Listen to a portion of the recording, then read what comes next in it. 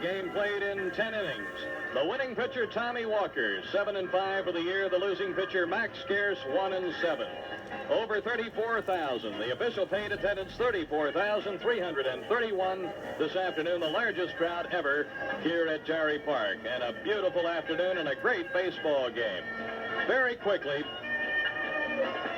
two plays turned the game for the Expos in the ninth. Saved the game for the Expos.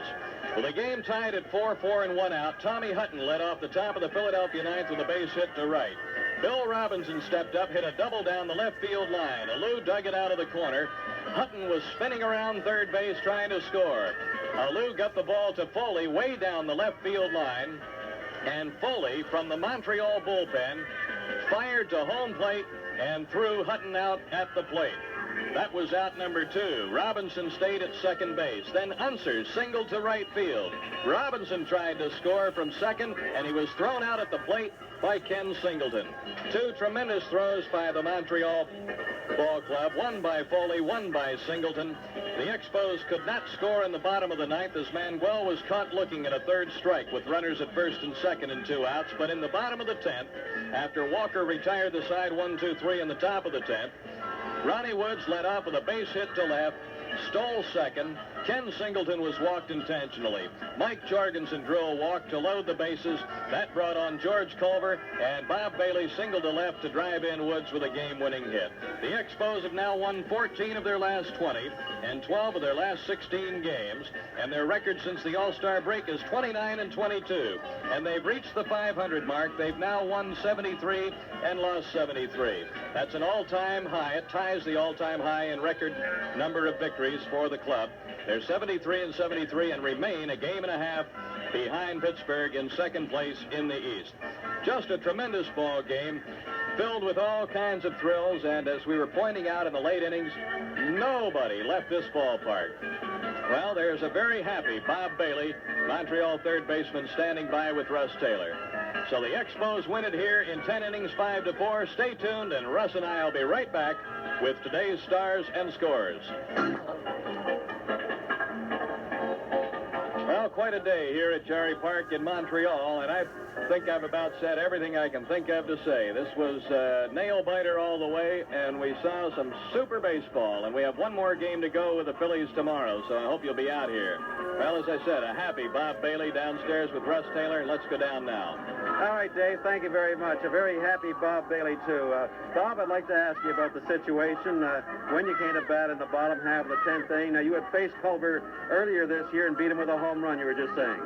Well, that's right. Oddly enough, George's a good friend of mine, you know, but the game's on the line there, and I know he's trying hard to get me out, and I got a pitch that I could handle, and I know he's got to throw a strike.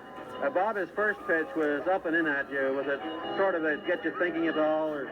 No, I think he's just trying to throw the ball high and inside. The last thing he wants to do is hit me, and I put my toes right up on the plate, got up as close as I could so that if anything was inside, it probably would hit me. So all you were thinking of then was just hitting the ball hard to get that runner in from third. Well, actually, you're supposed to be successful in a situation like that. You have everything going for you.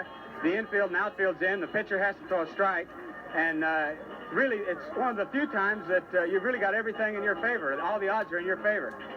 Dave just said a moment ago, this was a nail-biter, this one this afternoon. The Phillies battled back. We saw a couple of terrific plays, Bob, by Tim Foley and also by Ken Singleton. About Foley's play. Well, that's the kind of thing that is going to end up winning this thing for us.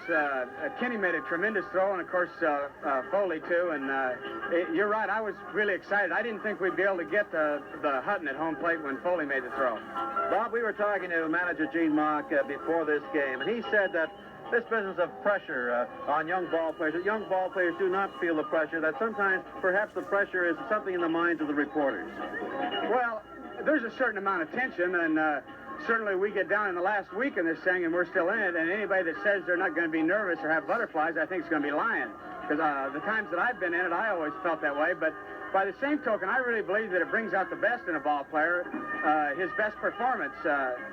you're playing for a lot of money and a lot of pride, and I think the guys are just in there trying a little bit harder.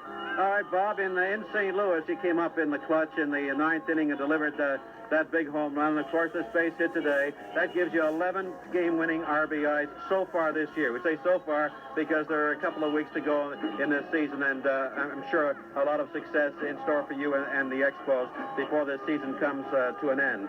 Bob, I'd like to ask you this. I know that 1970 was a great year for you. You had a batting average up around 284, 285, 28 home runs.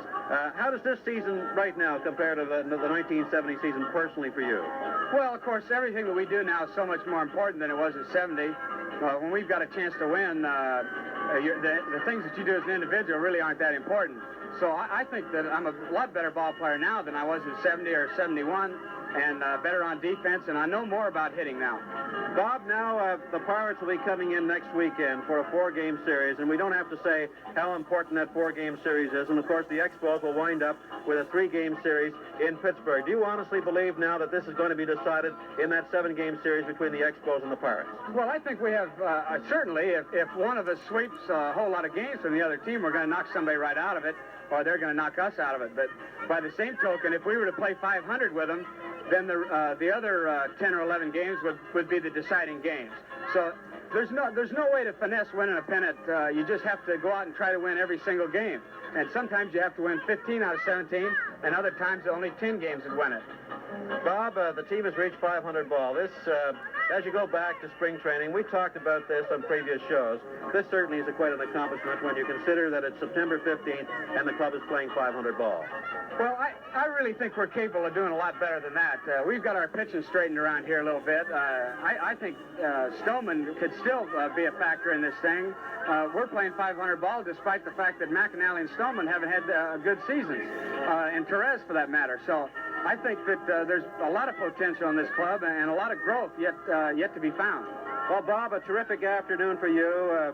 Another game-winning hit, as we said. Let's hope between now and the end, come that final game in Pittsburgh, there's a lot more success for you. Thanks a lot. My guest has been Bob Bailey, the winning run for the Montreal Expos. And then further out, it's free.